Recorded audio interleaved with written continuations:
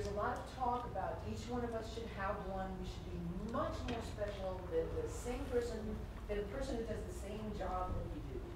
But nobody gives examples.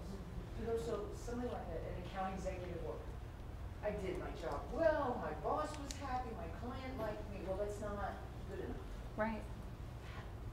Do you have a story, an example, something to put specifics on it so that we can use it as an analogy when we think through, oh, how do I make myself a personal brand? Well, I can share Sure, go ahead. in all of my corporate gigs, you know, when I've belonged to teams of other colleagues, you know, different functional colleagues, I somehow got the tag of being the only HR person that they ever knew who brought back market information into the company. That was very unusual. That was expected of others to do that in the organization, not the HR function.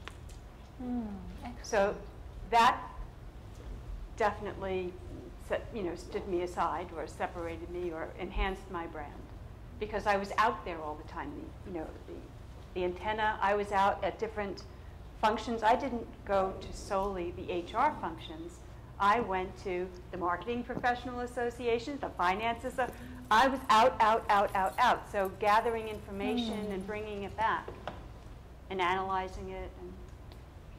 And it's also about identifying what your strengths actually are. Like everyone has a certain skill set, and you've worked at several companies, you've succeeded in your quote-unquote job descriptions, you've gone above and beyond, and you assume that others in similar roles as you also do the same thing. But that might not be the case. So perhaps, as a video producer, there's certain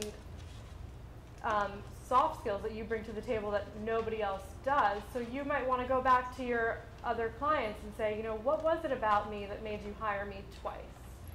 Why did you keep asking me to work on projects with you? What was it about me that made me stand out? And having that input from an outside observer might help you then figure out what really is unique about you. So think about what's different and special about you, and if you're not sure, ask your former bosses, ask your colleagues, send out an email to a few people that you trust and really get some input, and they'll put up a mirror that you may like, and you may like reflecting on that mirror quite a bit. So anything else? Yeah. Brian, go ahead. So I always think about, we all have to think about our company's elevator pitch. We have to think about our own elevator pitch, okay? And, well, how do you get there? If you look at my LinkedIn profile, that's my elevator pitch. That's what do I need to get out there? I'm energetic. I'm, a couple other things I put there. So how do you get there? An individual exercise you can go through. Ask your 4 best friends or peers, what are the 3 reasons why you call me? What are the 3 reasons why you call me? And think about the 3 reasons that your friends always call you. Maybe it's for a cooking tip, maybe it's for the stat. Think about that same thing in a professional way. And then you also have to think about the 3 reasons why people should never call you. Like if you want something very detailed, I'm not the guy you call. You have to know where your limitations are. So create those lists, and then to sprinkle on top of that, create a list of the 25 things you're most proud of in your career. Draw just that list. Just thinking about 25 unique things will rack your mind. And then you want to sprinkle the 3 or 4 top things into that elevator pitch. So that'll give you the foundational building blocks, and then you're going to have to figure out how to make it your own. So terrific. Am I the only one that's thinking she could also hire a PR company to help promote her? Or to create that image. To create an image? Create the image. Yeah. But also, it's you have feasible for some the people. money. Yeah, Sure. It's feasible for some people, and it's a consideration. But the point is, I can work freelance or I can look for a full-time job. I'm not speaking as a business owner. I'm speaking as, as a worker.